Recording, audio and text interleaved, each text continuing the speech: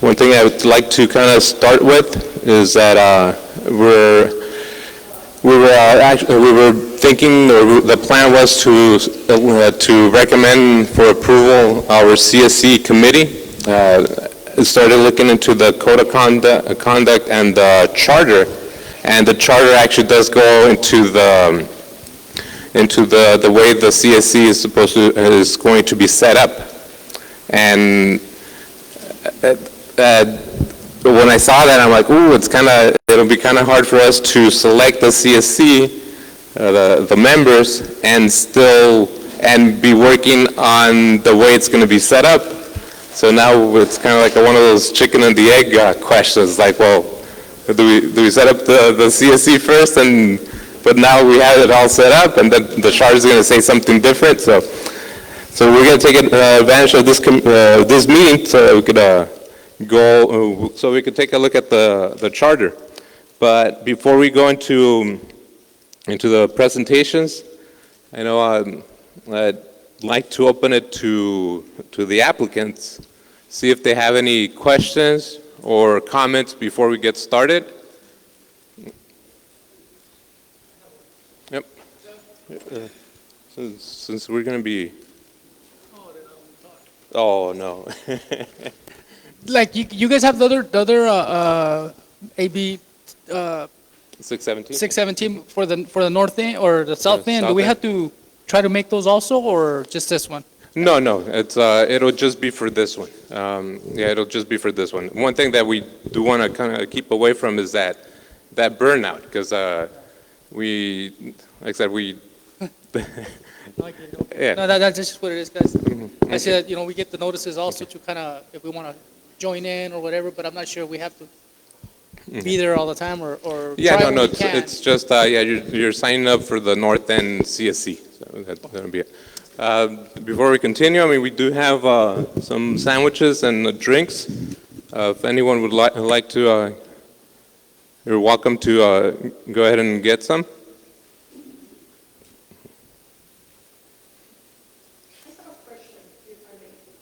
Yes, the only thing that way we speak into the microphone, since we're being live streamed, and also interpretation is also being live streamed in Spanish, I believe, hopefully. I have a question. So my question to you is, I understand that the Air Pollution Control District is going to be the one that's going to be selecting the committee, but normally students select students and parents select parents and members select members. And I was just wondering why the process is going to take place by appointment by your agency. I mean, I respect APCD. I'm just wondering why we were not allowed to vote amongst ourselves for the committee.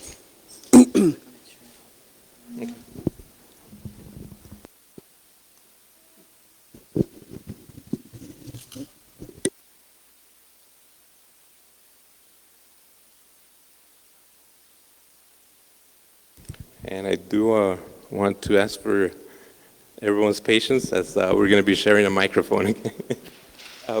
Yes. Let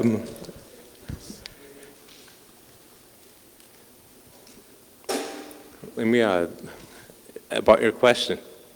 I think it has to do with the number of applicants. Also, I know that's one of the things that was in our minds. As far as it goes back also to the way the charter, or to see if you already have a CSC committee that's going to be voting on who is going to be on there, you need to have the committee already set up. I think as soon as we start with the bylaws or with the charter, I think it'll make it a little bit clearer as far as what the intention is. I mean, obviously the intention of the whole program is so that all decisions are pretty much community based, and that's where the CSC committee is going to be pretty much set up by the community. And I think if you don't mind, I mean, I think once I get into the charter, I think Okay. I'll be able to answer your question All right. a little bit more clear, and you'll see how we as the Air District are taking a look at it. Okay. Any other questions from applicants or from the committee, from the public? Okay. I'm going to have to ask you if you have any questions, you're welcome to raise your hand, or that way I can make note. Thank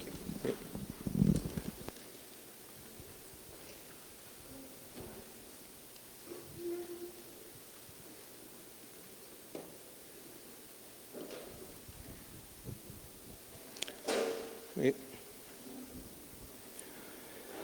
So if there is no other public comments, going once, going twice? Nope. All right, we'll go ahead and keep going. Like I mentioned before, I think this meeting is actually going to be a little bit, I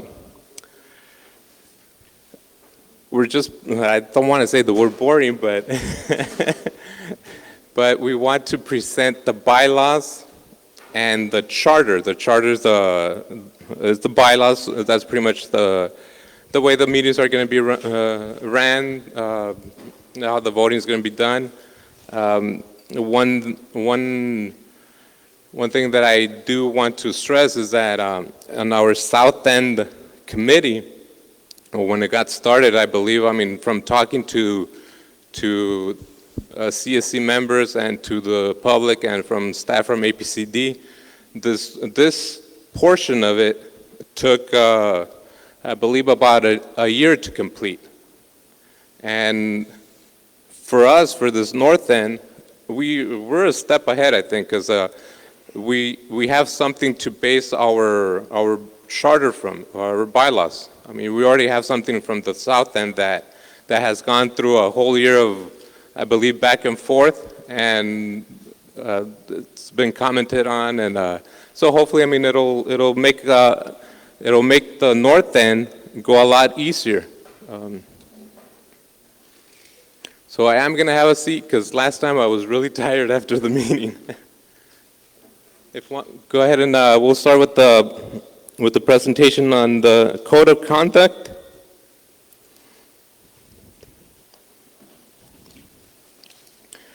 And like I said, this meeting is actually for both the code of conduct and for the charter. And as far as the program, it's community-based. So the state does help us with a lot of it, but we want to, at the beginning of it, we want to make sure we have all the community-based input into the decisions. So I'm going to be reading the code of conduct. I'll be reading the whole thing. I know it was part of the agenda that was sent out, so some of you might have already taken a look at it. I'll be reading through the whole thing, and at the end I'll see if there's any comments. Like I said, and one thing that I do want to stress, that this meeting is actually going to be for to go over it, to review it. I know we do have members of the public present, and if you have any questions as far as what the program's are about, make sure you go ahead and ask us. We'll be able to help. Yeah.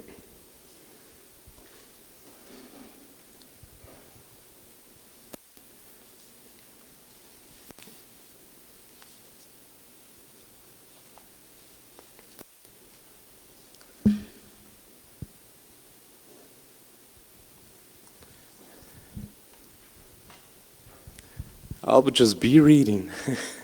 All right. Okay. This first presentation is for the code of conduct. This is what the meetings are, what we're supposed to abide by in the meetings. And like I said, I want to go ahead and present it so that if there's any comments from the public, because at this time it's the community. It's still something that's going to be being worked by the community. It is AB 617, Imperial North End Public Meeting Code of Conduct. As a member participating in this public meeting, I agree to abide to the AB 617 Public Meeting Code of Conduct. This document outlines the procedures for civil and meaningful participation as a member of the community. This code of conduct is designed to ensure mutual and respectful participation for all AB 617 Imperial North End CSC members, invited presenters, and the public. Our mission is to provide input on the creation of an error monitoring plan and community emission reduction strategies for the Imperial North End Community Corridor, and adhering to this agreement ensures that, number one, be courteous, attentive, and respectful to others' point of view and opinions. Number two, be punctual in arriving in the meeting, returning from breaks, respect time limits for agenda items, and plan to stay for the entire meeting. If unable to fulfill participation for the full meeting, alternate thank you very much.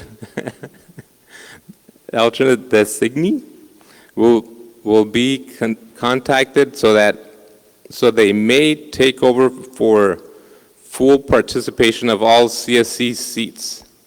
Number three, communicate openly, directly, and respectfully.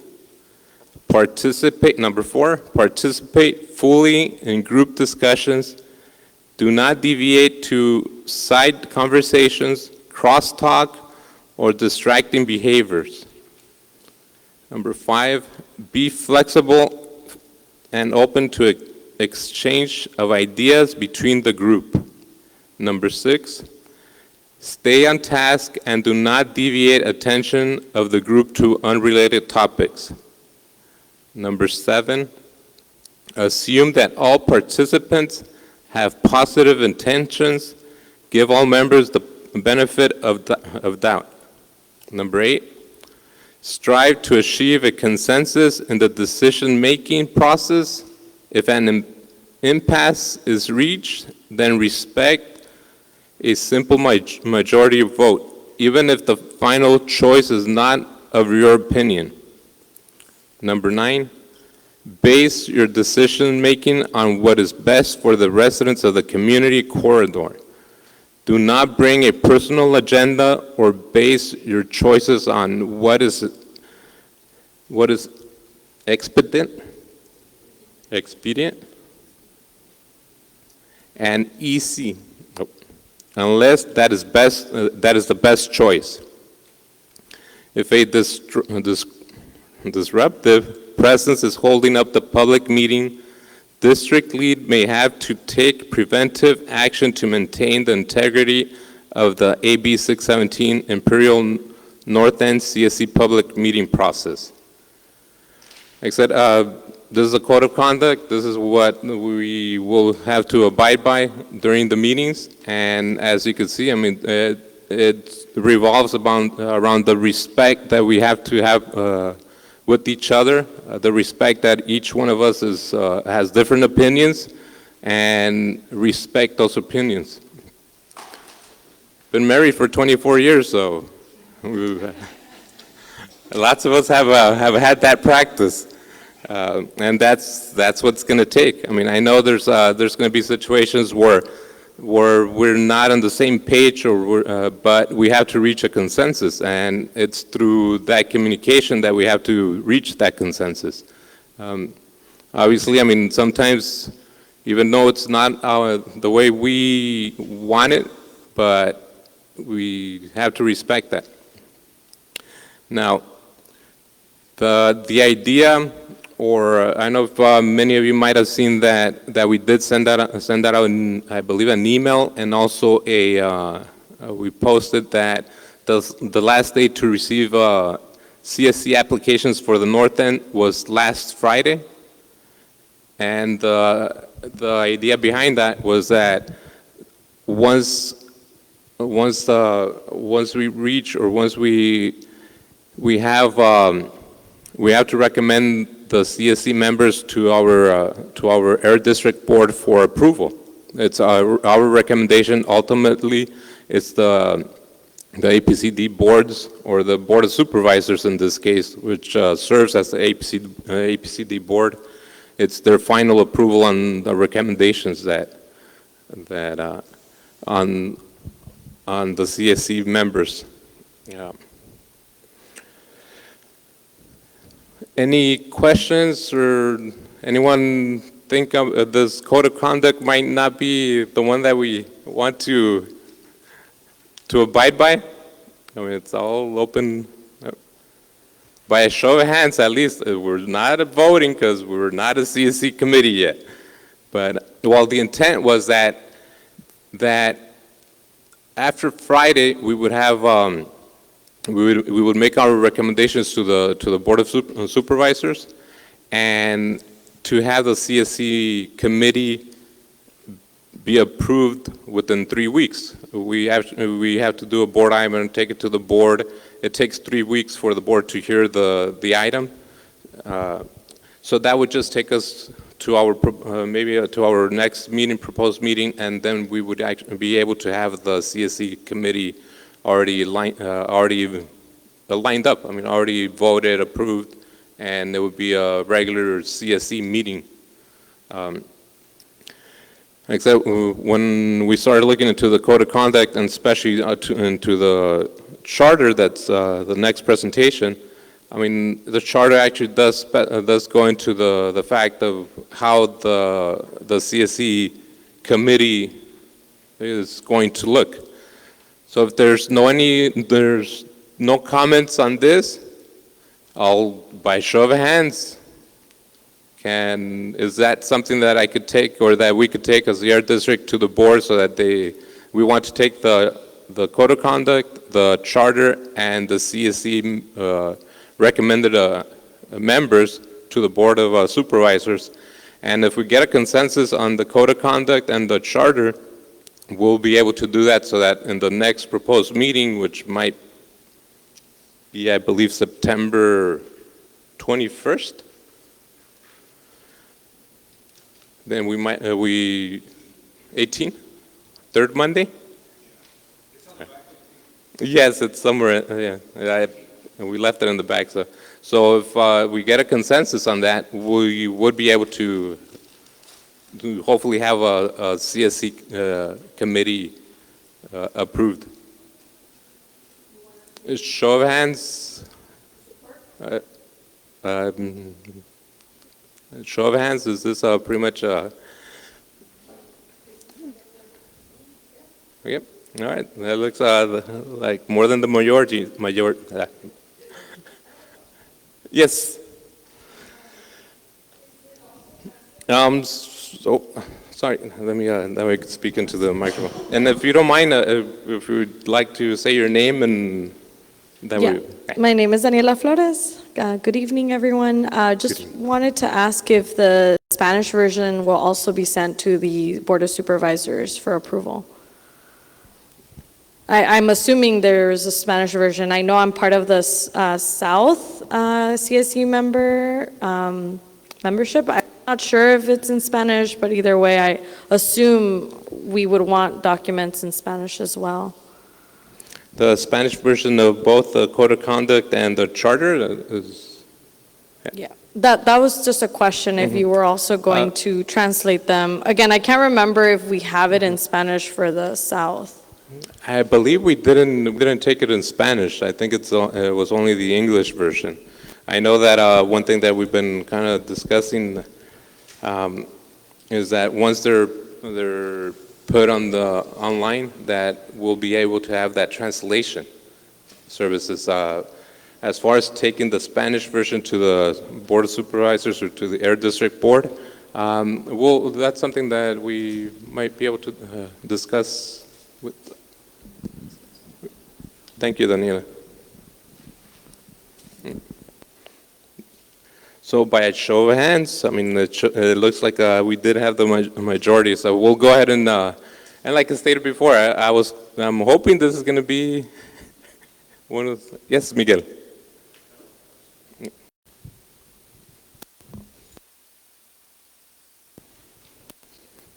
And if you don't mind. Yeah, Miguel Hernandez, resident of Brawley. One question first. I think one of the points, not sure which one it is, but to make whatever choice or decision or voting to be the best for community.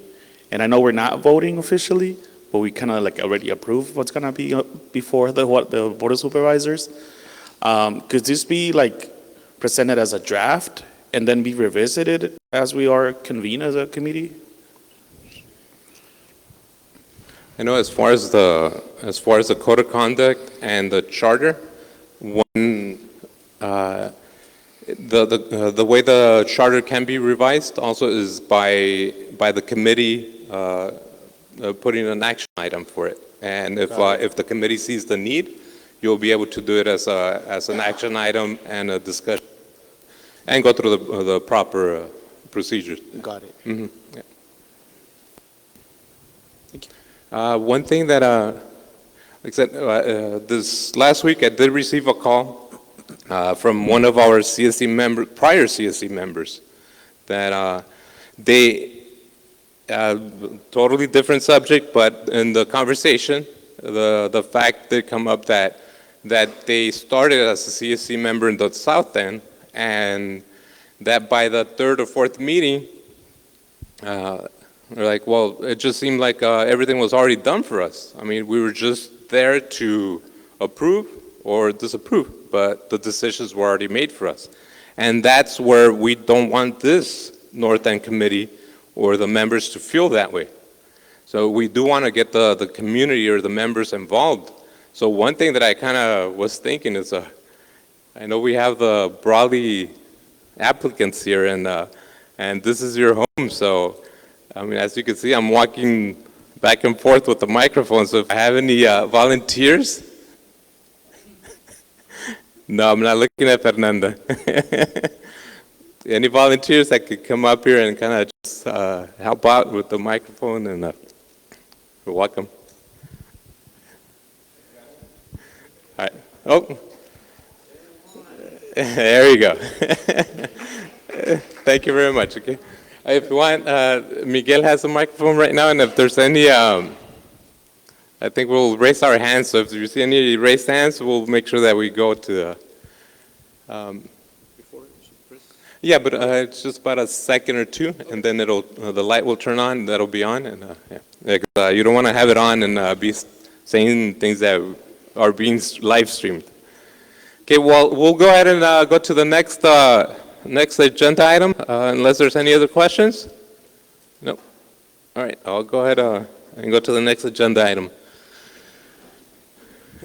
For this item, obviously the charter. The charter we refer to as bylaws or charter. I think bylaws probably bylaws. Well, charter.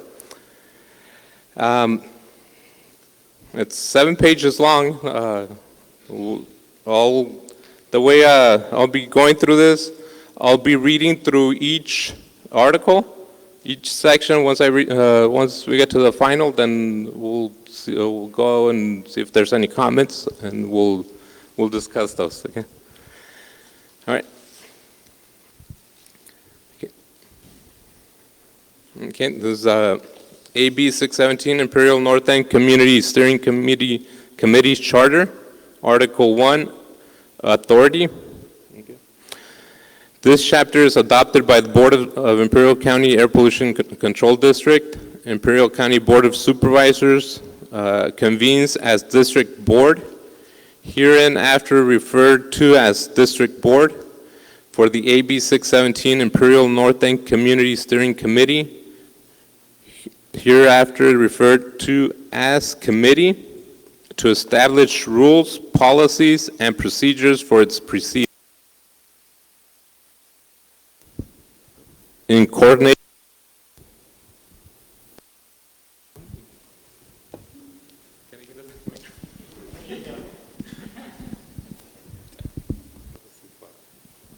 Okay.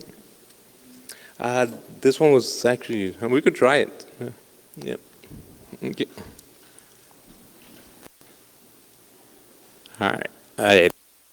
Coordination with Imperial County Air Pollution Control District, hereinafter referred to as district.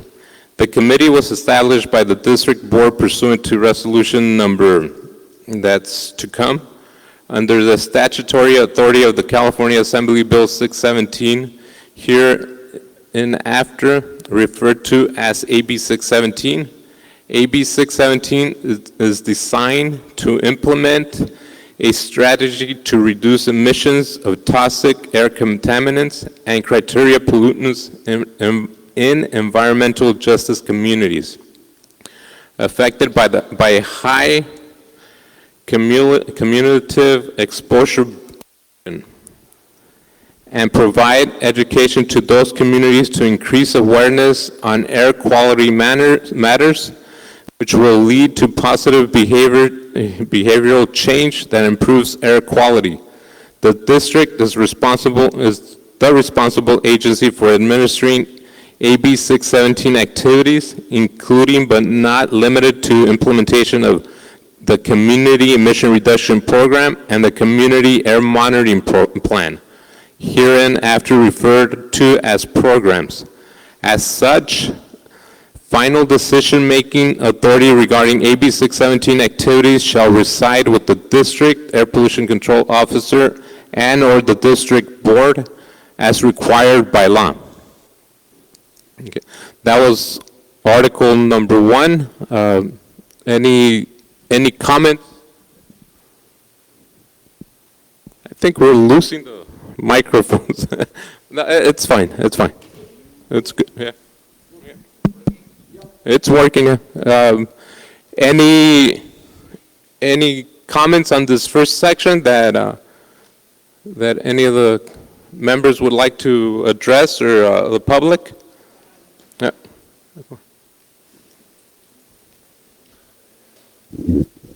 So with this right here, does that mean that if anything that we do, who's going to be responsible for? Who's going to get can we get in trouble for it, or we got to fix it, or? As far as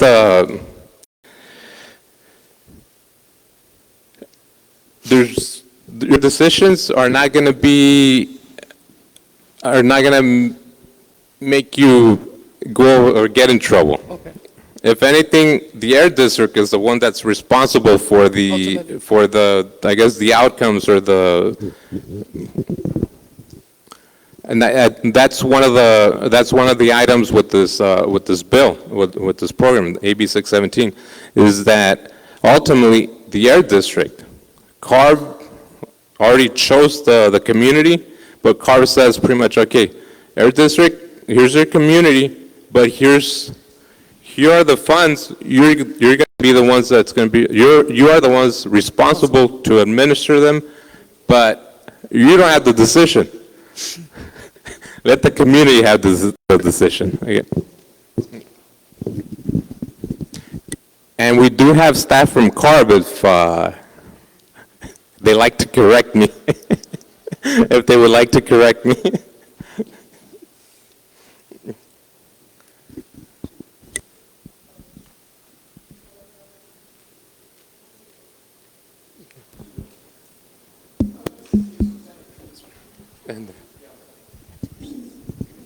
Hello?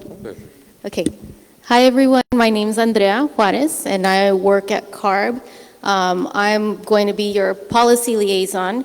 I work in the Office of Community Air Protection.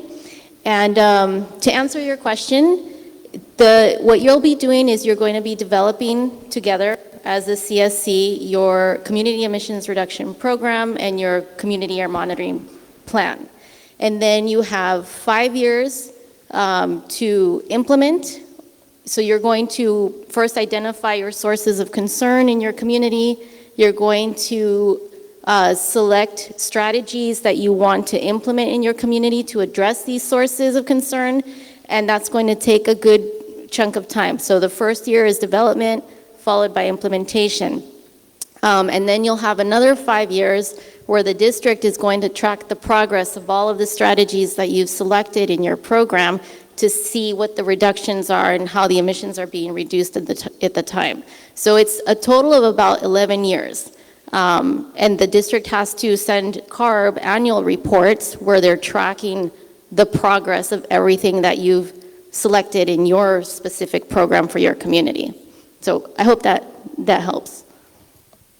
It's nice to meet everybody. Thank you, Andrea. Thank you very much for that. Any other comments on this section? Okay. All right, well, we'll go ahead to the next section, Article 2, Purpose.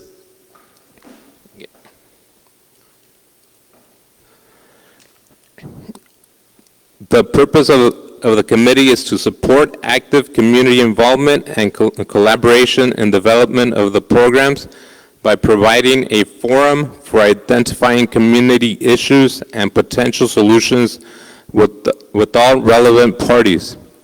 The committee is to also support the development of a community emission reduction program, a community air monitoring plan, to help establish new programs and or expand upon any existing programs.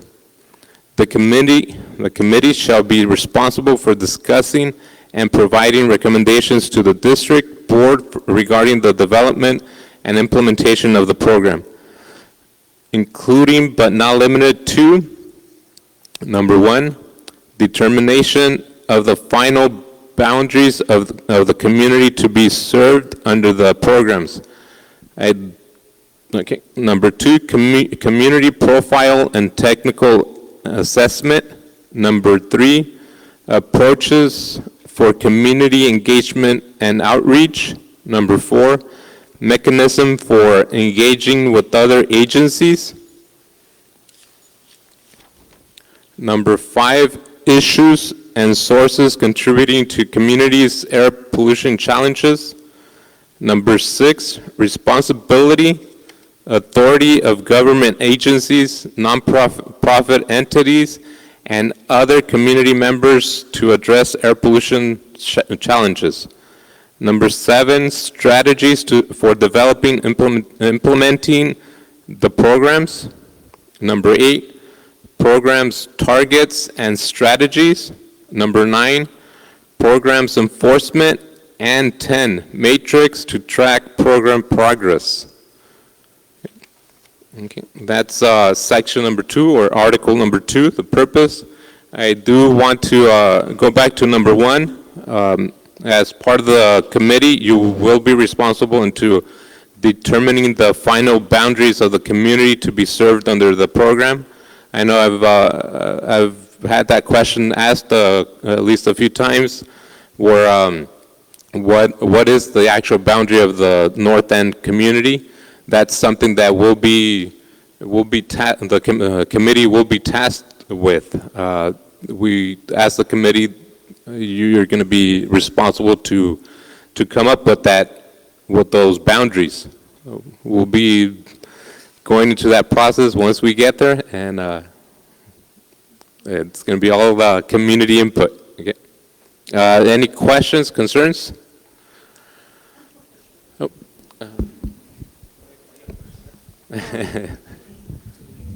On number 10, the metrics to track program progress, can you provide an example or examples of what is being used or has been used in the South End, AB 617, that would be acceptable?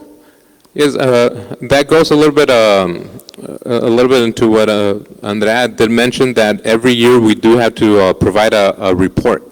We do have to provide a report to the state where the strategies that have been identified, we track those we track that progress. I know that as far as that report, I know there's sections on there where if there's community identified projects, part of the report is that we do send to CARB the funds that have been already expended. And we also have it's nice to see Andrea here because I think she'll be she'll be expanding on that. So examples of metrics would be what I saw in the South Quarter is, for example, number of idling signs that you place in a certain area of town, or the number of outreach events that the district holds for the community to provide education. Let's see, what could be another one? The number of community identified projects completed. Those are 3 examples off the top of my head that I could think of right now. Sure.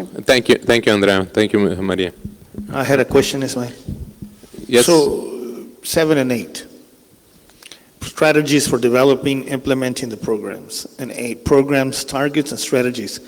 In the south end, I saw the RFPs go out after 617 went out, and they were, big, what I call big ticket items, right? Buses that cost $500,000. So, and paving of some roads, some parking lots, I think, which are pretty expensive if you're doing prevailing wage. We don't have as much money, so are we going to be able to get down to other strategies and develop new projects and programs that are more, more inclusive of neighboring communities and so on? Yeah. Eric, thank you for the question. Yes, actually, that's one of the reasons why we presented the code of conduct and the bylaws in this meeting, because in the south end it took if I'm not mistaken, it took about 12 months to vote on these 2 items, or to actually get these 2 items to the board so that they would vote on these 2 items. And as part of that emission reduction program, those strategies, those are going to be the ones that the committee is actually going to be identifying. And I honestly believe personally that that's where our efforts are going to be most valuable, in those strategies, identifying those strategies specific to the north end.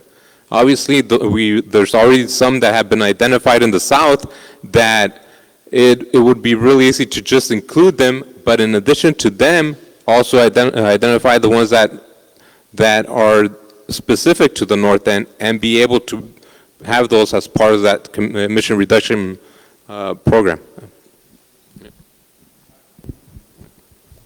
Hi, Sergio Valenzuela, Westmoreland. So I just wanted to touch on that a little bit, and the selecting the projects and strategies. The purpose of the 3 representatives per city, that's for us to be able to identify what our concerns are, right? Like, so we have 3 for Westmoreland, Brawley, and Calipat, and it's essentially up to each trio to kind of identify what it is that they want to invest some of the money into, or is it for all 9 of us to create a plan for all 3 cities? Ultimately, the way that the community is, the steering committee is ideally the way it would work is that between all 9 members, that they identify the strategies that are going to work in their community. So is it going to be the 9 of us decide for Westmoreland, Brawley, and Calipat? Yes. Okay. That's so correct. we're going to be piggybacking on each other, but we also are able to represent our primary concerns for our city? That's correct. Okay. One sample that I could come up with is that, yes, right now, this last Friday, we closed the RFPs, or requests for proposals in paving projects for the south end. We received 7 paving projects. Obviously, I mean, it's 7 projects that we're going to be as the art district, we're going to doing the initial review. Once we have identified the emission reductions, that we have a nice list of the square footage, the amount it's going to take to pave them, we're going to go to the CSC in the south end and present the projects to the CEC. Some of those projects are in the Centro, some of them are in Heber. Calexico, I don't think submitted any. So. We were trying to change that. So. But the CSC is the one that's going to take a look at those projects. They're going to see they're going to compare them, and they're the ones that are going to vote on which projects they want to move forward with. Okay. If we're able to come up with our own projects that could be put up for a review by APCD, is that an option too? Yes, it's actually under the emission reduction program. There is a chapter 6 that it's based on community identified projects. One thing that the state's trying to do right now, and hopefully they'll do it sooner than later, or get all the approvals, is that any project that has been identified by other communities within the state will be able to use it. And what that does is that it opens up the type of projects and the amount of projects that you'll be able to work with. But obviously the rest of the state is not, it's not Calipatria, Westmoreland, and Brawley, so this community has its own is going to be tasked to come up with their own community-based projects. The need, I mean, it's going to be based on the need for the community. So those would be identified, and we would have to go through something like that, where a Chapter 6 community identified project, a part of that process that we actually do have to go to CARB so that they do the final approval on those type of projects. And it's all also be based on emission reductions. Emission reductions, and I'm not sure about public health. Exposure. Okay. All right. Thanks. Okay. We have one more question over here, Chris. Just looking at this list, number 3 almost looks like the most important one, to engage the community, almost to educate them, guide them on what may be qualifying projects, because there's just going to be 9, and there's a whole community out there who's, it's sometimes suffering and sees things that the 9, so it seems that's, I would hope, where a lot of the effort is, to really get these rooms full and get real good dialogue going, once the ship's in motion. That is correct, Chris. I mean, one thing that we that's one of the commitments that we're looking for in the CSC members, that it's not just your opinion. I mean, there's going to be ways that you are going to be able to help in that community outreach. I mean, we as the Air District, I mean, we're over in El Centro, but that's where we're putting our trust in the community members, so that they're able to help us with that outreach, and get the opinions of the community. Mm-hmm. Yeah, Hector. Yeah, Hector Cervantes from Calipat. I had another one to piggyback on this gentleman over here. He's talking about, like, the big, how the south end had the big, the buses and the pavements and concrete or asphalt and all that. And that's from the 617 in the south end, and they only been together for 7 years. You're talking big bucks. How are we're gonna have to wait the 7 years probably to get that much money, or can it be done before? What do you think? Or if we can't, do we also, how do we get those money? Do we give grants, or we just got to wait for the state to give us money, or what's the deal with that? Hector, I'll start with at least how the south end started. It started with with the community being nominated and approved by the state from the California Air Resources Board. The first year, the community received for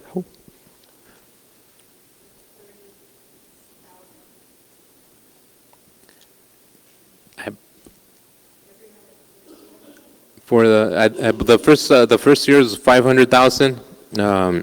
The second year was we're talking about millions. I know that first and second year it was about 6 point something million. That third year was 5 point something million. When the community was approved, we knew about that first year or that second year, but we didn't know about the additional years. In the community north end, as far as we know that it's 3.75 million for incentive projects or for that program. We're hoping that, I mean, it'll be similar to what the south end is, that there'll be funds for that second, third year, and hopefully be expanding that.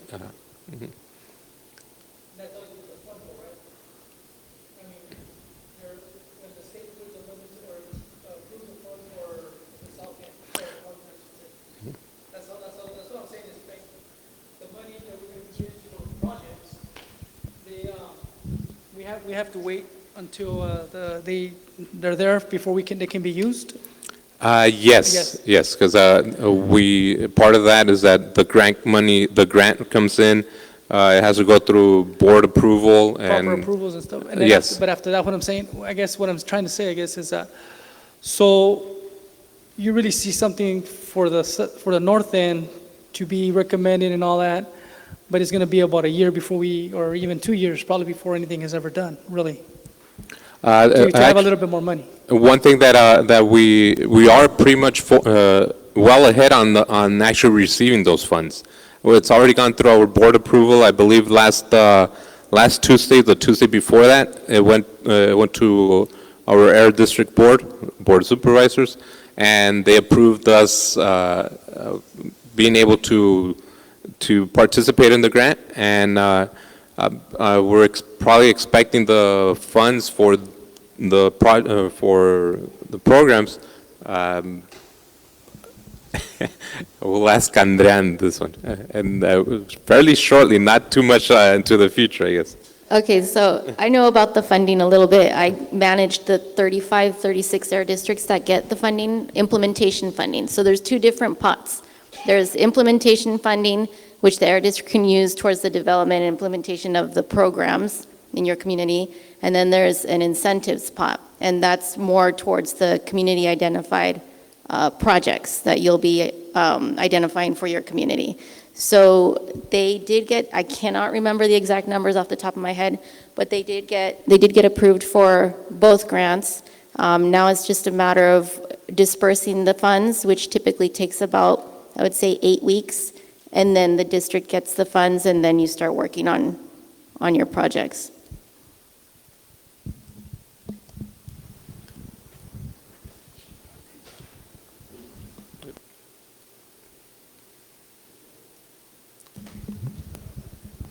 Would you characterize the funds as first come, first serve, so the sooner a project could be identified, the better, or there's...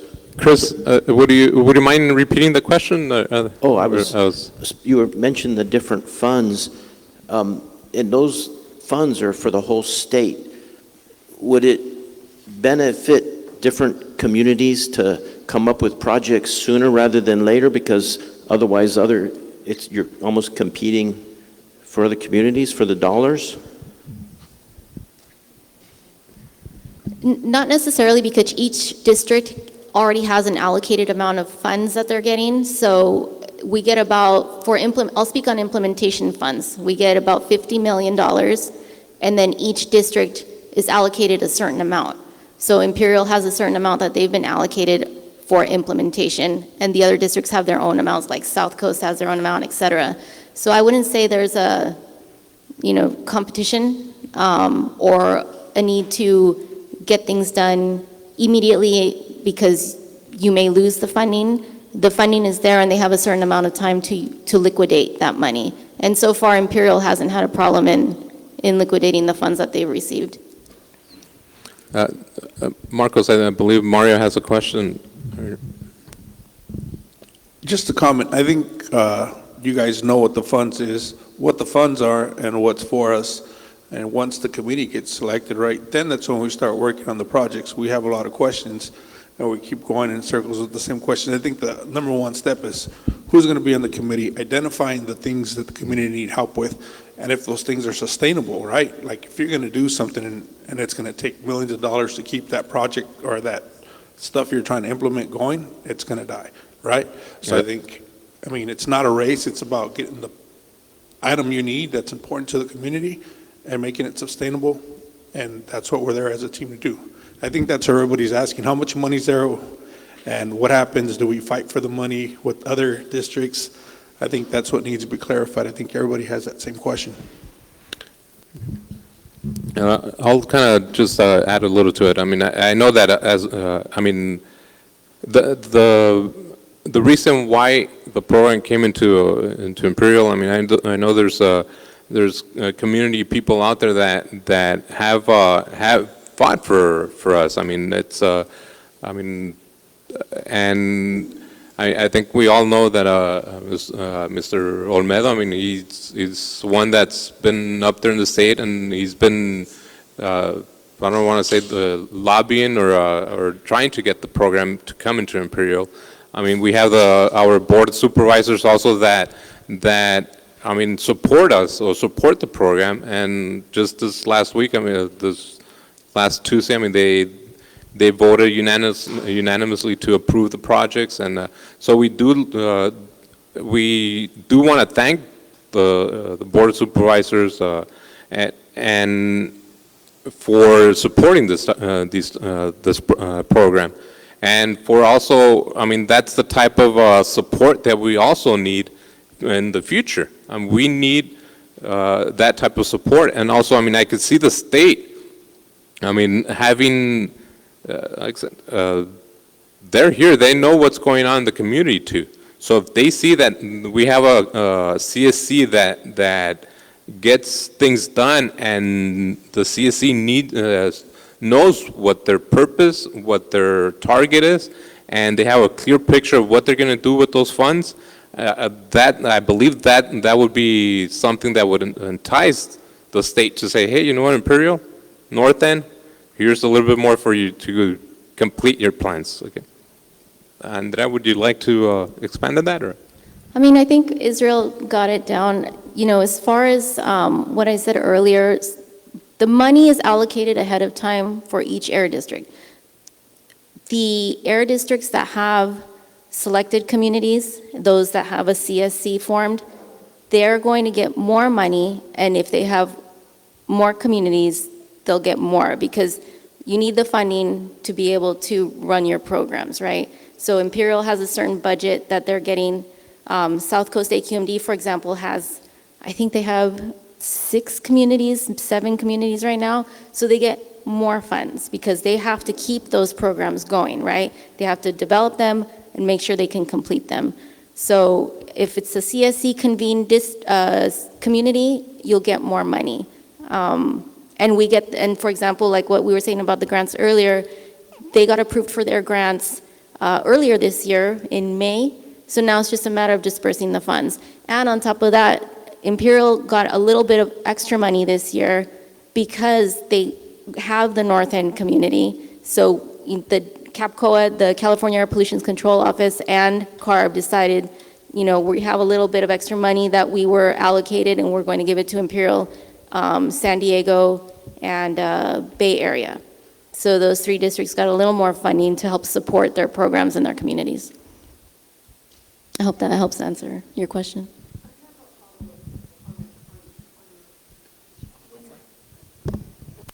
So the competition is not between district, it's within district, right?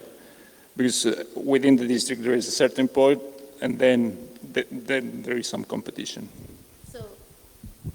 So I don't know about competition. I think really it's just ultimately, as far as implementation funds, it ultimately depends on whether you have a CSC or a selected community, and then the number of communities. You want to have enough resources to help move the program forward. Yeah.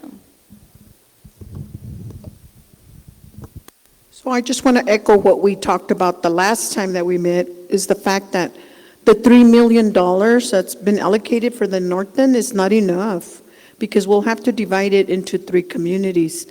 And I was just wondering if you could go back and advocate for the north end to get a little bit more, because we've been neglected for so long, and there's just so many projects that I could foresee in all 3 communities that are badly needed.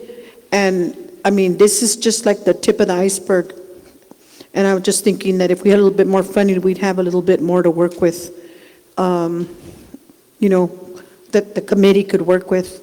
Otherwise, we'd have to be selective, and some of the projects are big. We're the fence line communities to the Salton Sea, and we've been just open space. I mean, we've been totally splattered on when it's windy. We get it from every which direction. So it's pretty rough out there, the terrain. Thank you. All right. Thank you very much, Maria, for that. And I mean, and those are the type of project identification that we need once we start working on those SERPs, that Community Emission Reduction Program. And just to expand, I know the state's always watching, so they know. But thank you very much for that comment. Any more comments on this on Article 2? That maybe we could continue to Article 3 and kind of keep. Yes, Miguel.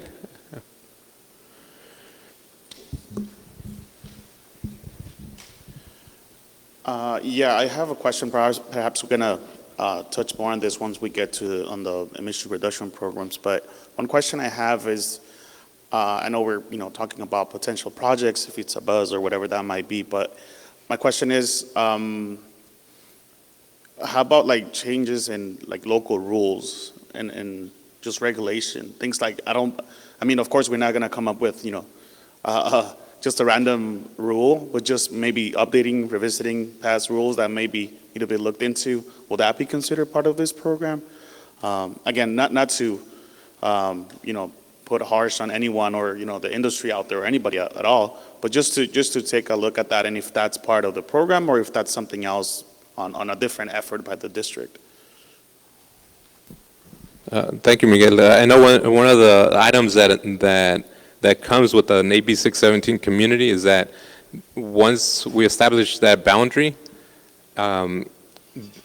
any future development or even the companies that are within that boundary, they have to go back and make sure that they apply best available control technology to their facilities. I mean, that's within our rules. I know as far as identifying if there's going to be any rule changes, I mean, that's I'm going to have to get back to you on that.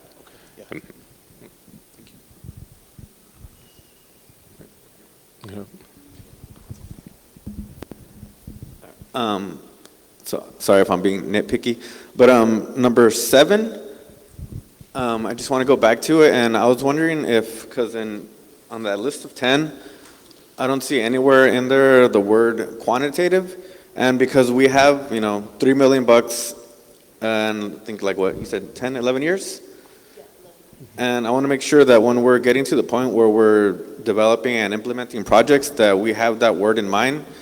So whenever we're coming up with something, to make sure that we're coming up with a plan that we can keep track of on our own with data that we can go back and look to make sure that we're keeping on track and have something to base our metrics off of well. So in case within any of that time frame we need to pivot, we can do so early before we waste more money on it.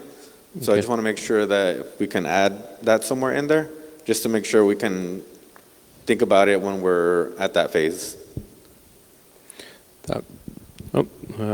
Thank you very much. I don't, we could actually add something like that to number 10, where make it part of the.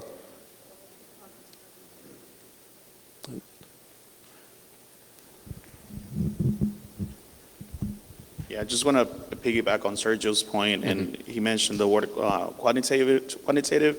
I want to also add perhaps part of that qualitative. I think we also want to know what community feels or how they perceive this program in their community.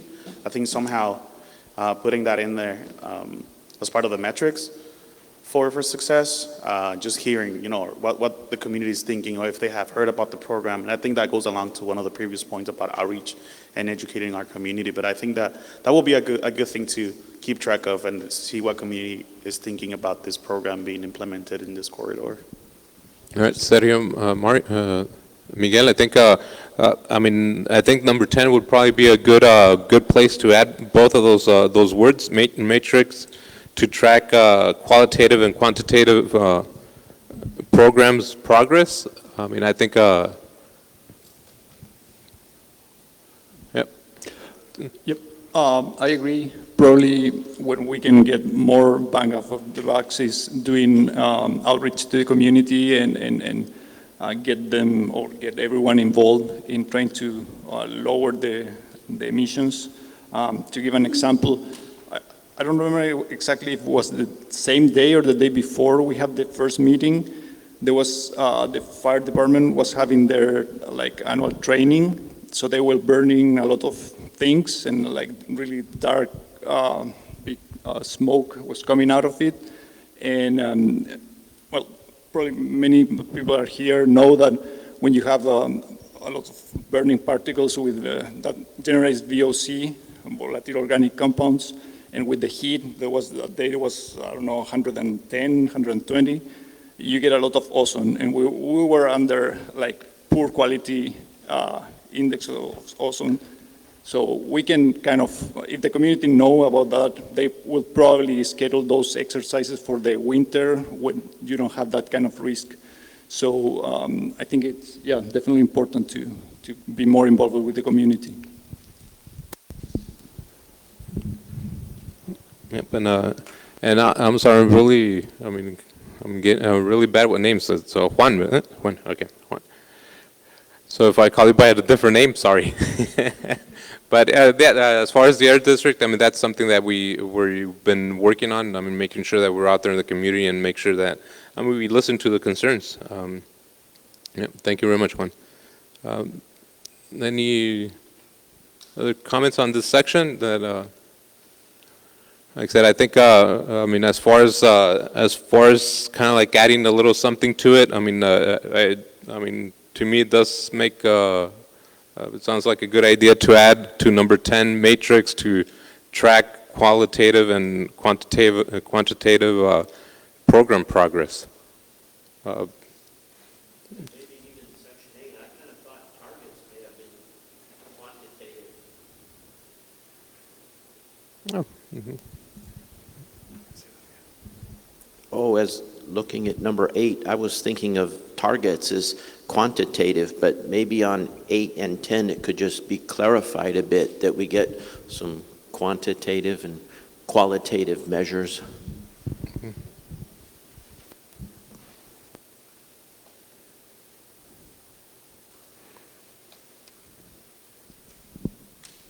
It sounds like a good idea to add that word also between program number 8.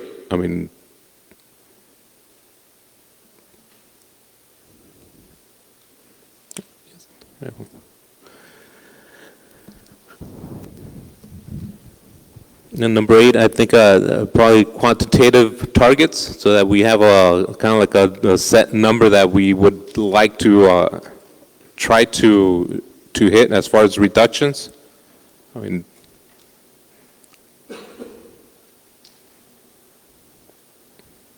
Is that something that that we might agree on right now, or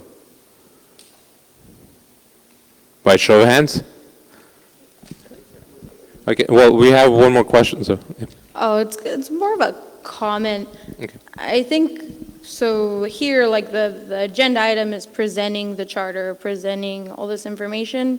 I think talking about adjusting and making all these changes may be a bit premature until we have established a CSC. When whoever is picked, and even if they don't get picked and they're just community members, I think just the agency presenting this to us, then we can digest this, and if you get picked or not picked, you present what changes you want to make, or as a community member, what changes you want the committee to make. So I think that's where I think it's kind of deviating from it's kind of the presentation of this. Once it's picked, we can make all these different changes and nuances and adjust it to make it super specific to our corridor. But I agree, like, these are great recommendations. I just think it would be more of a collaborative effort if once we have an established committee, this is then decided on. Just a quick comment. I mean, I don't know about the rest of you, but I like that idea. Yes, Sergio. I have a comment. Yes. I mentioned in the last meeting that I was here, that I was part of the South End day one. Just remember what I say. We spent 1 year trying to put a lot of this stuff together. We have a great chance that in a month or two, we can have a committee and start working and making decisions on which programs we can put the money into it.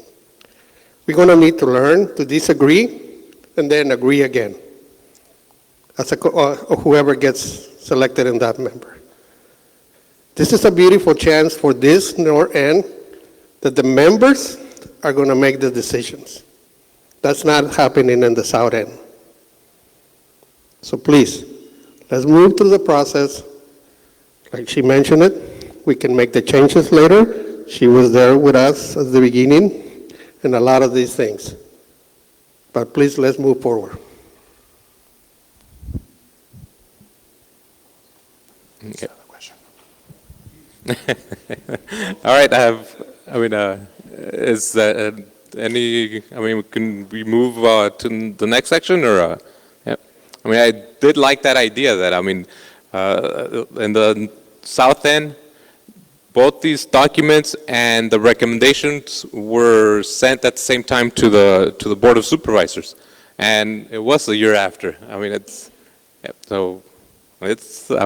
go ahead and move forward.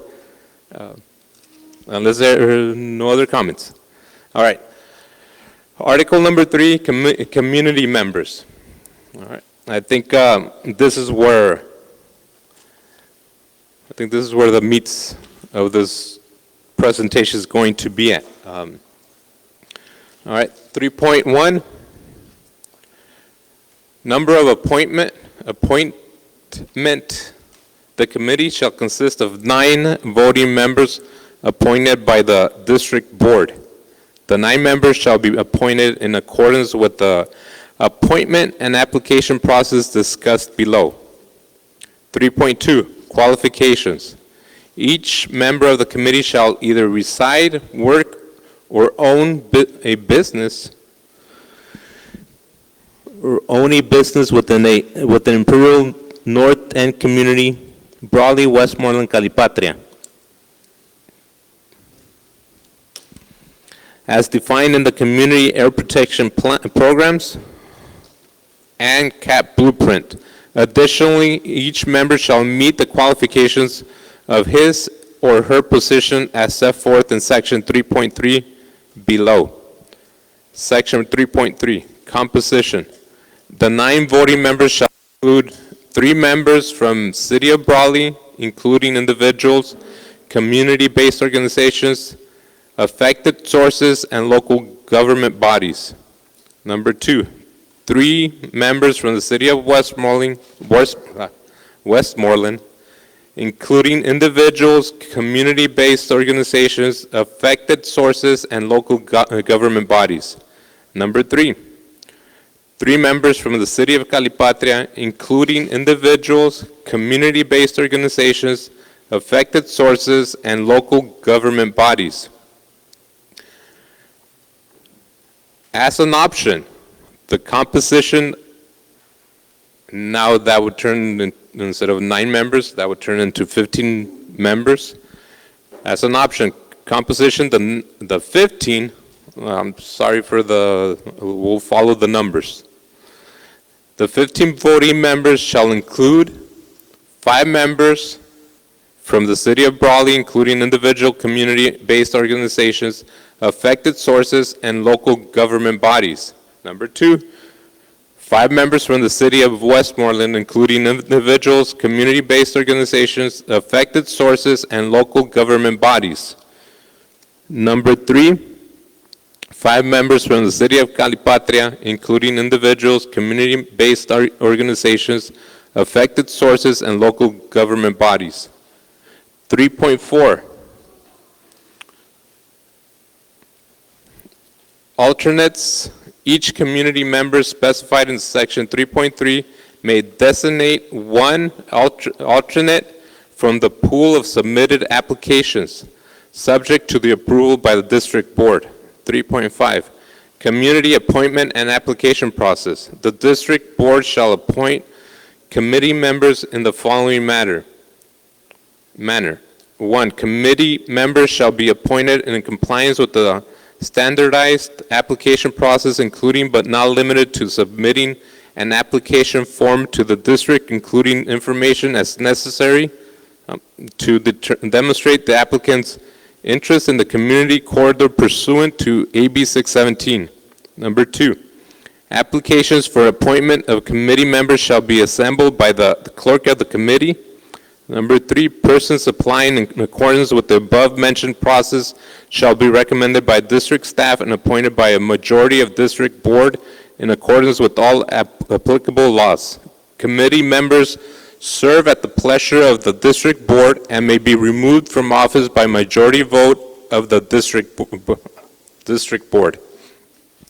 3.6, terms of appointment. Committee members shall be appointed for a term of 2 years. Once the initial term is fulfilled, the committee members shall make a succeeding application for a full 2-year term in accordance with the above-mentioned application process.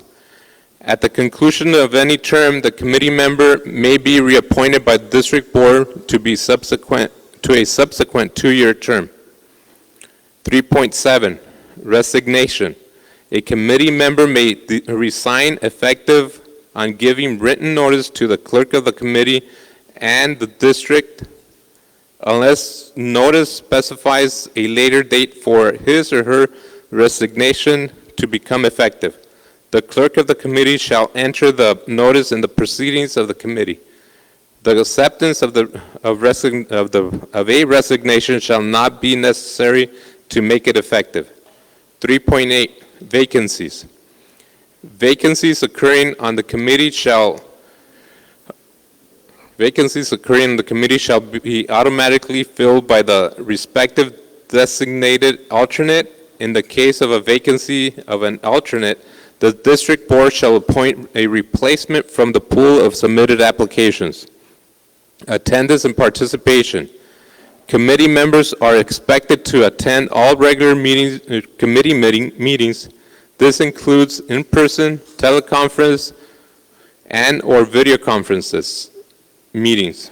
Please note that if both the primary and alternate members are in attendance at a meeting, only one member, either the primary or the alternate, may sit at the table during an in-person meeting or be panelists during a virtual meeting. A committee member may be removed from the members. A committee member may be removed when the member has failed to attend 3 consecutive meetings without a leave of absences or half the meetings in the 12-month period. District staff and committee members shall discuss the absences, the reasons for the absences, and the impact the absences on the committee prior to determining the removal of the committee member. A committee member may request a leave of absence. A request for a leave of absence shall be made in writing to the district air control officer at any point during the committee member's term for reasons of health, work, or other temporary circumstances. The decision to approve the leave of absences rests with the district's APCO. 3.10, stipend. Each committee member, with the exception of the air pollution control officer and his or her alternate, shall receive a stipend of $75 per committee meeting attended, excluding any subcommittee meetings, working group meetings, and workshops, subject to the availability of AB 617 funding. A committee member shall not be entitled to a stipend if he or she is more than 30 minutes late to a committee meeting or leaves more than 30 minutes early. Are there any questions in this section?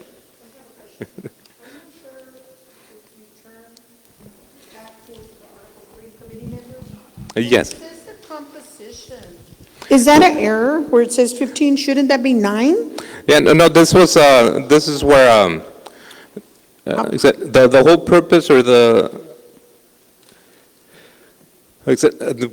we've always said it was going to be three primary members and 3 alternate members. Looking at the amount of applications that we received for membership, Westmoreland and Calipatria have 5 applications. So obviously this is a community meeting, a community discussion. In my point of view, we have 3 primaries and we would have 2 alternates that I believe their voices also should be a primary voice. And seeing that Westmoreland and Calipatria have 5 members each, that's why we proposed, or it was given as an option, to make it into a 15-member committee, where each city would be represented by 5 primary applicants. And those applicants, if they would choose, they would have the option of primary applicants was the first choice, I think. I mean, I don't know if, and that's where I think I would like to have your opinion this evening. So following up on, this is Virginia, following up on Maria's question, so the way that it's drafted right now, it's either or, right? So it's option 1 or option 2? Either or, yes. And so then with that said, and I want to make sure I heard you correctly at the beginning of the meeting, is that there is the intent to present the recommendation of CSC participants in addition to the documents that will be approved by the board at the same time? Or is this, is the intent of APCD to obviously just present these documents as draft, obviously, as they are, and then propose to adopt them by the APCD board and county board of supervisors past the September CSC member action? So that's my question. So is it intended so that obviously it's presented now and you're intending to simultaneously take it to the board as a document to approve and adopt, and then we'll have an opportunity to, as was mentioned, provide input and maybe revise the document? Thank you, Virginia. That is the intent of the Air District, to take these 2 documents and the recommended approval for the members to the board for approval. That's at the same time and I believe if it's something that we do get a consensus on tonight, we'll be able to make it so that next meeting in September is we have a CSC committee. That if that CSC committee decides to look at these bylaws at a later time, I mean, that's going to be the CSC's committee's I mean, okay. It's CSC's committee's, I guess, decision. Yeah.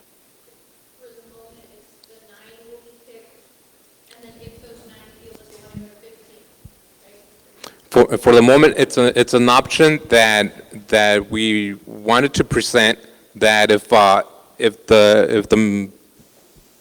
community tonight felt that if it was more appropriate to, instead of having the 9, if it was more appropriate to have the 15 primaries, then that's how we would move forward with this document. Please correct me if I'm wrong. You said that there are 5 members or 5 applicants from Westmoreland and Calipatria, right? That's correct. Okay. So I guess, I mean, probably it's needless to say, but if we set on 15, probably you may want to have more or reopen the application process for the backups for Calipatria and Westmoreland. Otherwise, if some of the members cannot be there, they're going to be in a, I don't know, position. Correct, one, and that's one of the items that I want to stress, that it is a committee, and as you apply, I mean, we're looking for that commitment, and that commitment is going to be as a primary. So we're looking for that commitment, not only us as the Air District, but also the community. I mean, you put in your hat for the community, and that's what we're looking for, that commitment, that you'll be there every meeting. That's Virginia. So follow-up question on that, how is APCD treating the other like regional type organizations, whether they're community-based like Comité Cívico del Valle or ICTC? How are they viewed? Are they viewed as a applicant of a specific city, or how were they fare in this scenario of 333 or 555? The way we would view that as ITCT is that if there's 2 applicants, one applicant lives in Brawley, and I believe that's the applicant that would be chosen as a primary. I don't see that second applicant from the same organization being another primary. I see that second applicant as being an alternate if chosen by that primary applicant.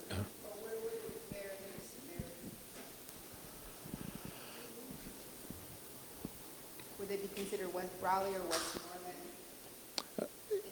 Brawley or Westmoreland? That's just my understanding is that the intention was that there's, whether it's like a city representative, say it's a council member, there's a council member that's a primary, and then there's an alternate to that council member, and it could be another council member, as an example. Or it's a member of Comité Cívico del Valle, and then they have an alternate. So essentially, that's the way that they would, I guess that was my understanding. That's correct, and I think I just contradicted myself. Yeah, that is correct. I mean, for Calipatria, there is 2 council members, and I mean, in this case, I think there's 3.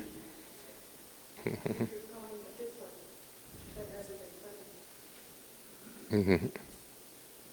And so in that case, I mean, it's the opinion of the community right now, because right now we're a community, we're not a committee. We're a community, and if we do see that, we've been out requesting applications for the last 2-3 months, and these are the applications that we've gotten. Since February. Yeah, February or January, I think. January. January. Yeah. Yes, Eric, you have a question? Eric. No, Dale, I'd say go for it. Go for 15, bigger the better, because there's a lot of projects that everyone wants to have a different opinion on. They should be able to give it as lead person. I did not understand that if one organization gets picked, they get to pick their alternate. I thought it was from whoever applied only. Yeah.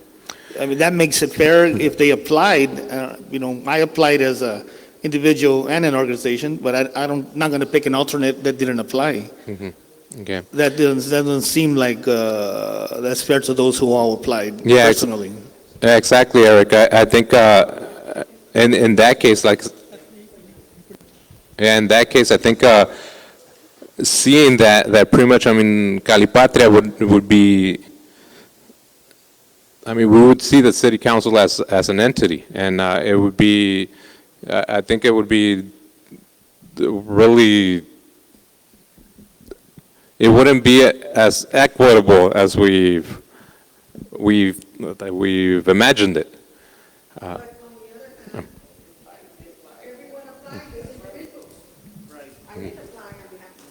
We asked the public if they can use the microphone so it can be recorded online. Sorry. What happens is, we applied as individuals, but when you start teaming us as if we're council members, we are, but we didn't apply as part of the city. And so it wouldn't be fair either, that it happens to be 3 council members applied, but it just turned out that way. We should be treated as individuals, although we're affiliated, Yeah, thank you. And like I said, this is a community meeting where, I mean, if that's something that we do get a consensus on, I mean, it's something that, I mean, we could.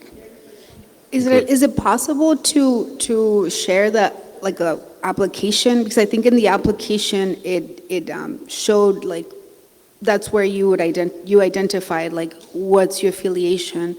And I believe there is those boxes of whether you're government and what type, because I know that, for example, there's or community-based organization, so there's different categories in the application, which I know are not necessarily described in Article 3, but that is something that maybe would be helpful, because I would assume that there's the list of CSC recommendation of CSC members would be linked or associated with whatever they've identified in their application submittal, right?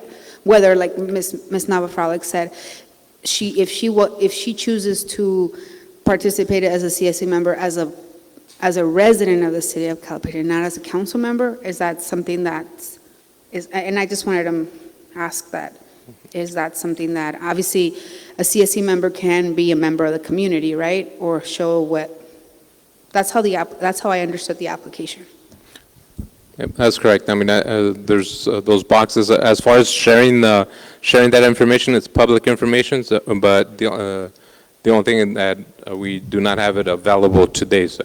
But if, like I said, if it's a consensus that we can move forward with the 5, I mean, and it's okay if I mean they represent I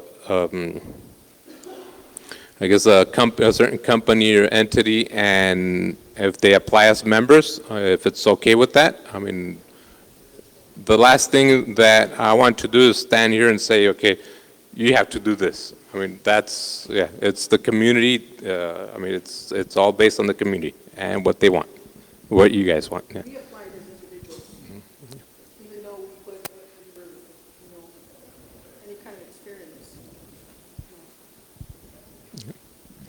Yeah, Juan? Yep. Acknowledging that we're a community of neglected communities, that there are a lot of needs, and everyone would like to have, I don't know, like this big ticket item that they had in the south part. I guess that if we abide to the code, and point 9 is say it all, based on a decision making on what is best for the residents of the community corridor. Do not bring a personal agenda or base your choice on what is expedient or easy, unless it's the best choice.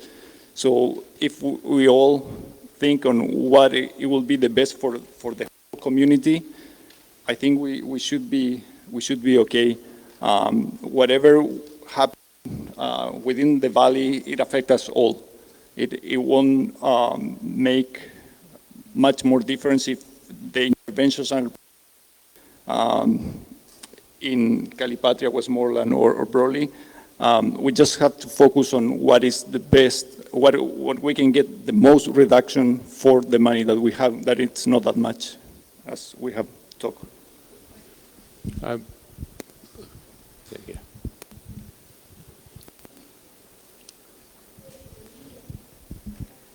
So considering we're just community right now, and this is a meeting to give our recommendations, personally, I would recommend that we go forward with the 3 members per city. That's what I feel is equitable. A 3 vote, that's fine. If we have 5, even though we have 5 applicants from those 2, I mean, those 2 that are extras will be alternates. So I think that would be a good system. That's my personal recommendation.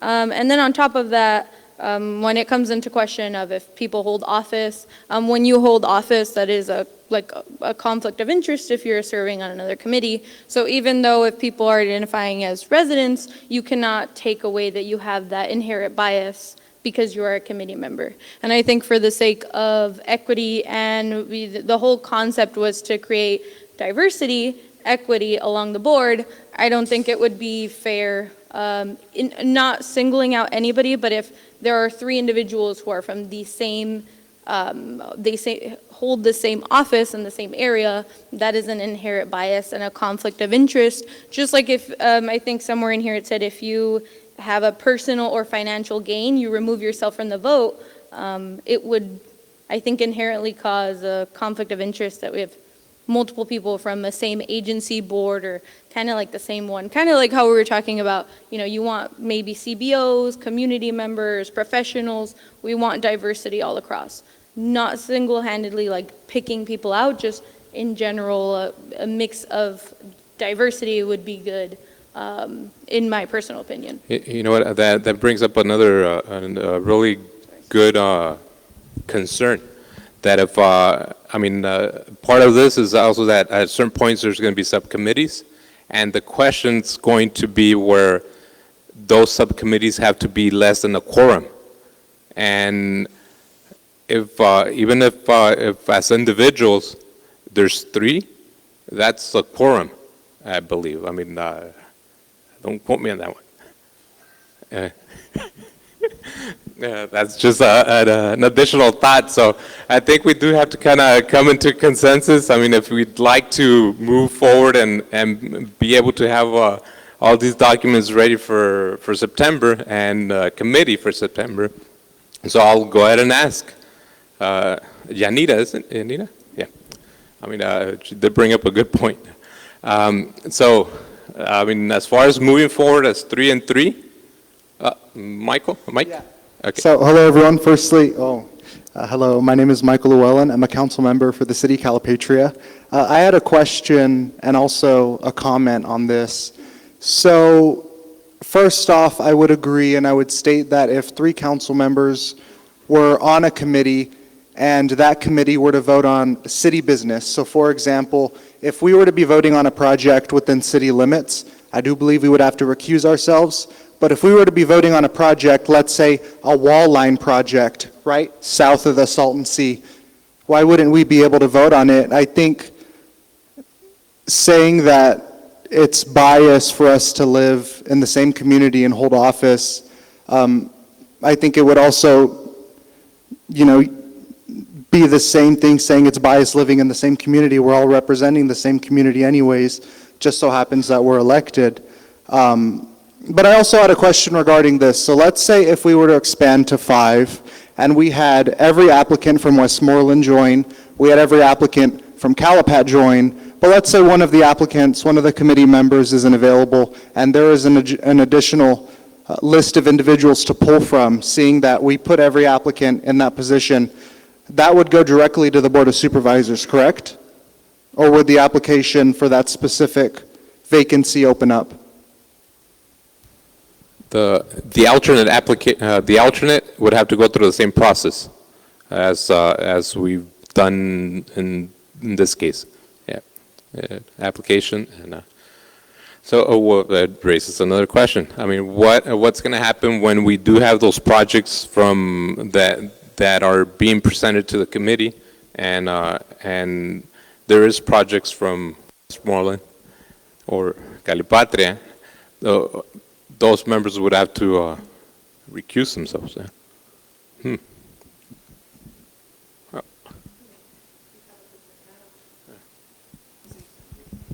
Is that it probably would be beneficial to have, like, the group have a briefing on, Brown Act rules and public information, just understanding of just those nuances, as you stated. So, and also, I have a question. Is APCD intending to present CSC members that applied for both primary and alternate, or are you guys doing a separate action? Because I know on behalf of ICTC, there was only 2 applications, and one was a primary and the other one was an alternate. There wasn't a request for 2 primaries. There was a request for, and the same on the south end, because we were making an adjustment. The intent would be to present at the same time both primaries and alternates. Yeah.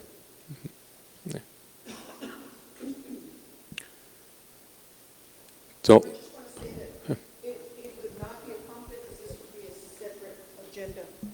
this is agenda item for AB 617, and if we did go back as a council member, that would be agendized under City of Calipatria. Yep. So we have the ability to serve on different committees, whether it be a chamber or a women's auxiliary.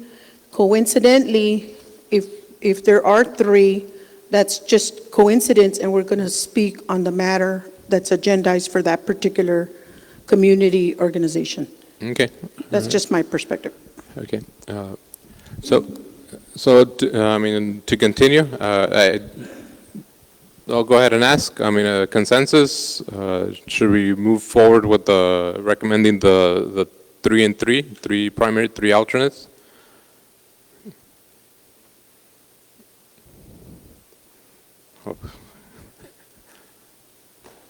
I'm sorry, can you hold your hands up?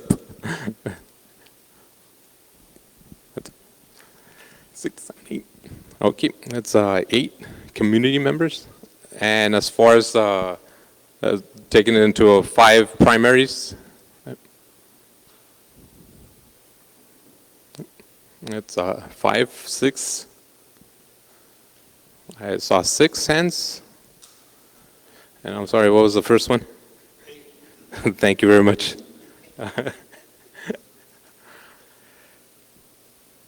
Does the community feel, I mean, it's majority 3 and 3? We'll do, okay. All right, thank you very much. I mean, I do appreciate that respect. I mean, we have to learn how to, Sergio put it. Mm-hmm. Yeah. Okay. Go ahead. And I'll be honest, that was my fault on that one. I tried for the 5. So for Westmoreland and Calipat, are we getting an extension for applications for the other alternate? There's, I mean, the application, we were only receiving up to last Friday. Okay. That's, I mean, and if we do want to move forward and have the opportunity to come back in September as a committee, I mean, we would have to, I mean, pretty much last Friday was the last day for the applications. Okay. And we've been receiving since February. Hi, Eric, or when? January? Oh, my. All right, I don't know if we want to get through it, I mean, just kind of read it real quick, or I think that was the most controversial one. So I'll read the whole document, if that's okay, and then if there's any questions at the end, I know, just checking on time. 15 minutes, I don't read that fast. Okay. Yeah, it was Article 4. I'll go ahead and read the whole document, and hopefully that way we could work on moving this forward. Article 4, meeting procedures. That's-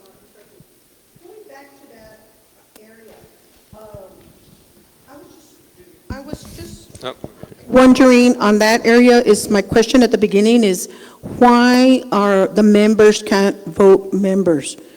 And the ACPD is the one to appoint. I was just wondering on that. I mean, I'm not sure if we're able to put that in that one article that we just finished. Or is it standard procedure that APCD does the initiation of the first 3 members and 3 alternates? The initial intent was pretty much to have that equity between I guess the different cities within the community.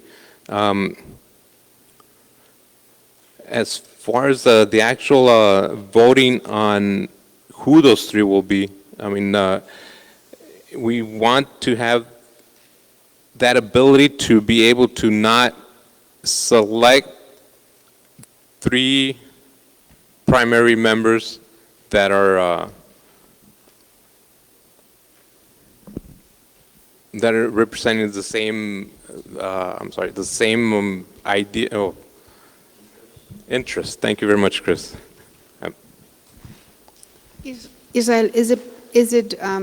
mean, I think in answering Maria's question, isn't it because APCD was the applicant for the funding of the corridor, and APCD is serving, quote unquote, as the administrator of, like as a staff? Is that the reason why APCD takes the lead to present this item to the Board of Supervisors?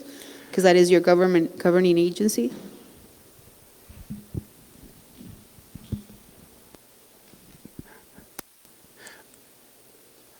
Thank you.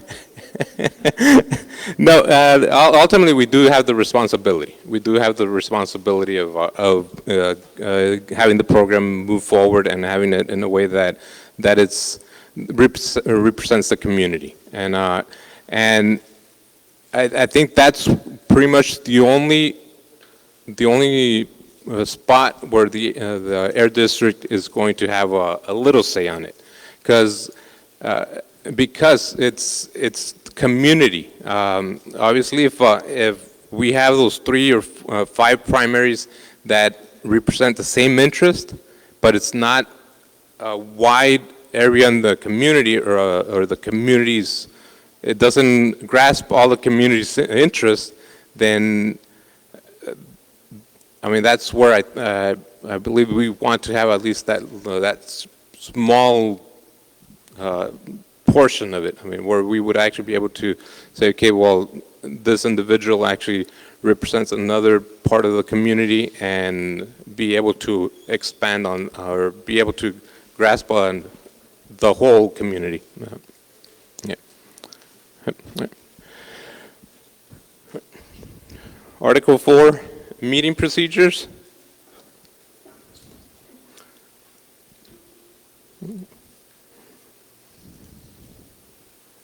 Okay, 4.1, facilitator.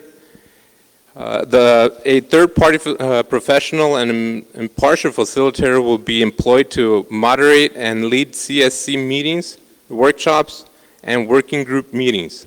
The facilitator may assist the committee in reaching consensus on issues during the meetings. Additionally, the facilitator will help provide space for members to express their thoughts, including making extra efforts to encourage participation from less vocal members. 4.2, regular and special meetings. The committee shall establish the time and place for its regular meetings. The date, hour, and location of the regular meetings shall be fixed by a resolution of the committee. The committee shall hold at least one regular meeting each month of every calendar year. In the event of a lack of agenda topics, pending technical analysis, or any other reasons, the committee shall hold a vote to determine if the following scheduled monthly meeting is canceled. Special meetings and adjourned meetings may be held as required or permitted by law. 4.3, notice. All meetings of committee, including without limitation, regular, special, and adjourned meetings shall be called, notice, held, and conducted in accordance with the provisions of the Ralph M. Brown Act. Quorum, a majority of current members of the committee not on leave or absence shall constitute a quorum. Vacant seats shall not count as current members. Each member of the committee shall be entitled to one vote. A vote of the majority of the members present with at least a quorum in attendance shall be required to take action and or make the recommendation, except for adjournment of a meeting which shall require only a majority of those present, and as provided in section 4.9. No proxy or absentee voting shall be permitted. 4.6, special meeting. Notice of any special meeting shall be made in accordance with the Ralph M. Brown Act. Conduct of business. 1, item on the agenda will be considered in order unless facilitator announces a change in order of consideration. 2, unless an agenda item identifies a particular source for a report, such as committee members, a committee members and or its advisors shall first report on the item. The item will then be open to public comment. Number 3, confidential information shall not be subject to disclosure at the meetings of the committee. 4.8, resolutions and motions. All official acts of the committee shall be taken into either by resolution or a motion duly made second and adopted by a vote of the committee members. Any committee members may take motions and seconds. Voting. All actions of committee shall be adopted by an affirmative vote of a majority of the committee members present and eligible to vote, provided that at least a quorum of committee members are present and eligible to vote. An act of the committee shall be accomplished by a roll call vote when such a vote is requested by any member in attendance. Motions to reconsider. A motion to reconsider to vote on an agenda item may not be made at the meeting at which the item was acted upon. Such motions may be made at the subsequent committee meeting.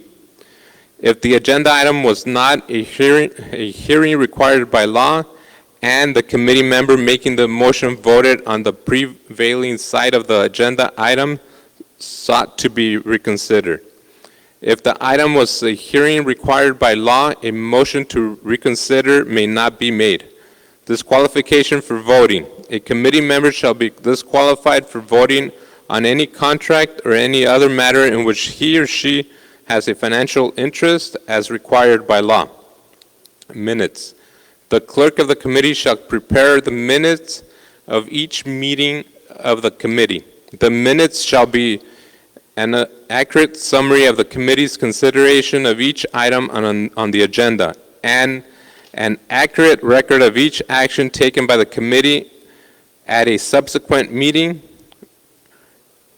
The clerk shall submit the minutes to the committee for approval.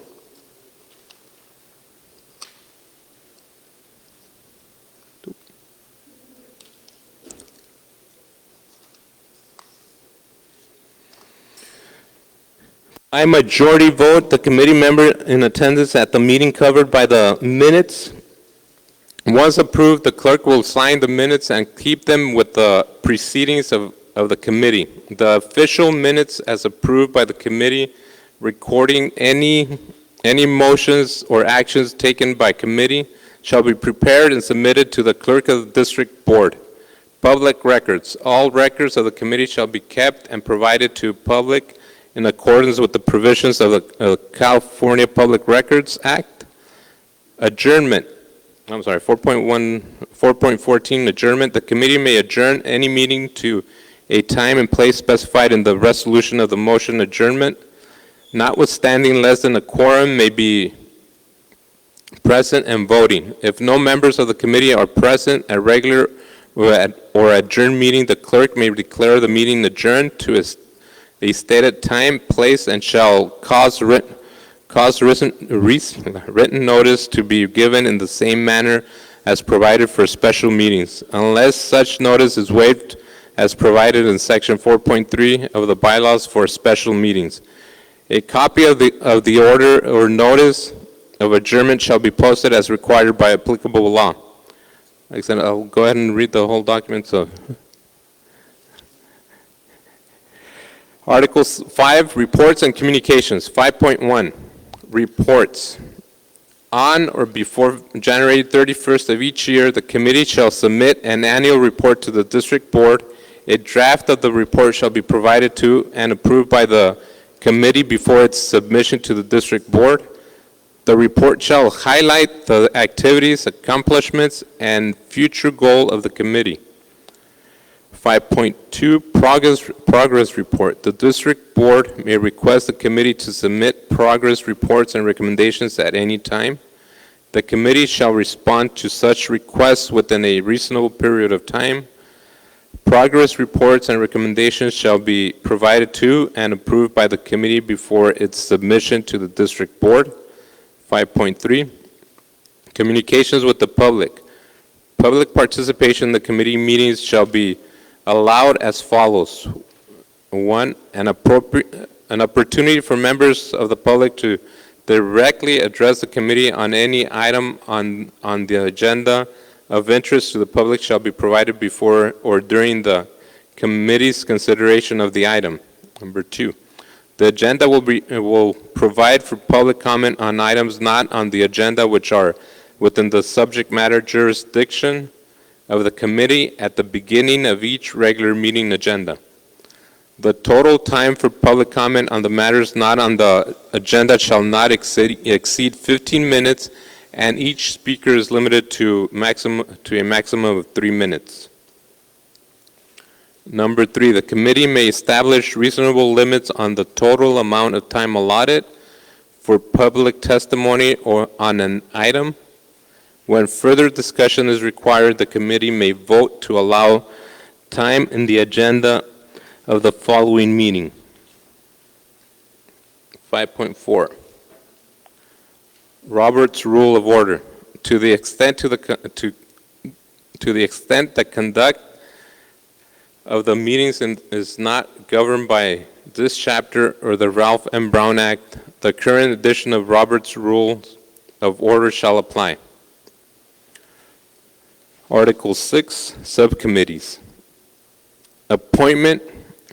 The committee may decide that an ad hoc advisory subcommittee needs to be formed to conduct further research or data gathering on a specific issue.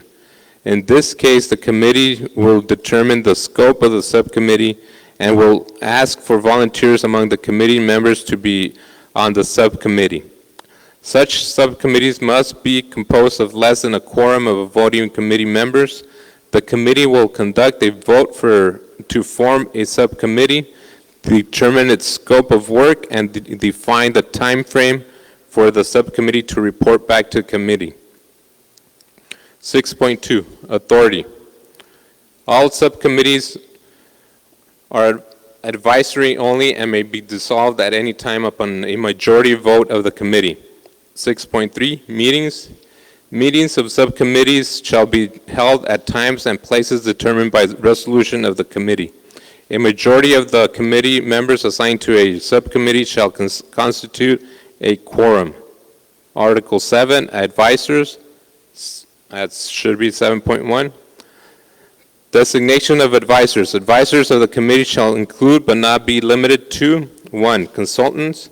The committee may request the services of consultants,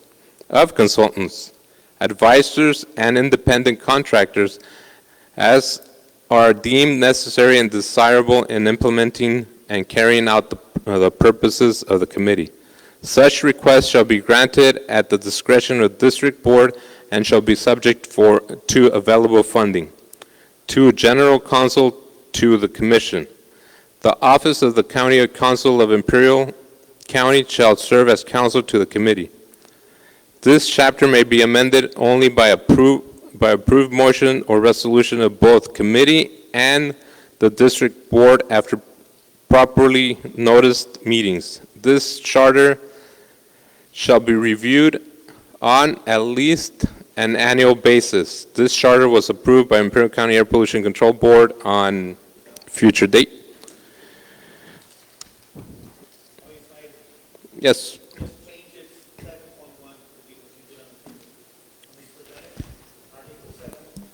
Yep. Instead of 6.1. Huh?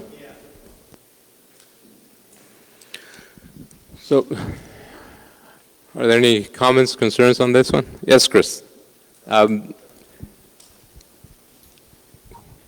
just want to make a comment. This looks like a pretty dang good charter.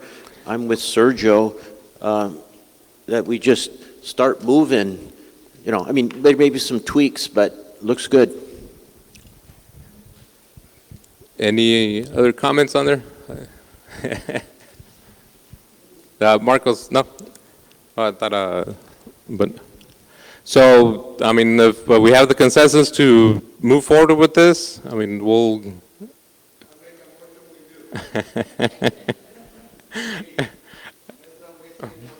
Sounds really good. It was one of those painful things that we had to go through, so. Okay, well. Well, thank you very much for your time. The last item on here, I'm sorry, it's a draft of future meetings. It's the third Mondays of each month. Yeah. So is the next one going to be in Calipatria? The next one's going to be in Calipatria, and we'll look for a venue over there. Yeah. Mm-hmm. Okay. Any agency updates? CARB, any updates? Quickly, I don't know if you're all familiar or if this was discussed at the first meeting. I wasn't here for that one, but our blueprint, which is basically the guidelines for the program, is currently being updated. So we're working on that, and we will be taking it to our board, the CARB board, in October. It will be out for public comment. And I will forward the information to the district so that they can send out an email with all the information. So if you'd like to review it and, make comments, please feel free. But I believe the date for our board meeting is October 25th or 26th. So, and I'll remind you again before, at the next CSC meeting in September about it. Okay. On our side, hopefully for the next meeting in September, we're talking to CARB, see if they could come and join us and hopefully give us get us started in the community emission reduction program or plan. So that'll be part of next meeting. All right. All right. Any other one with closing remarks? I know we already went a little bit past 7:30 and. We have to respect each other's time, so. All right. Thank you very much, everyone. And thank you for joining us this evening. And there's more snacks if you'd like to take some. Okay. Thank you.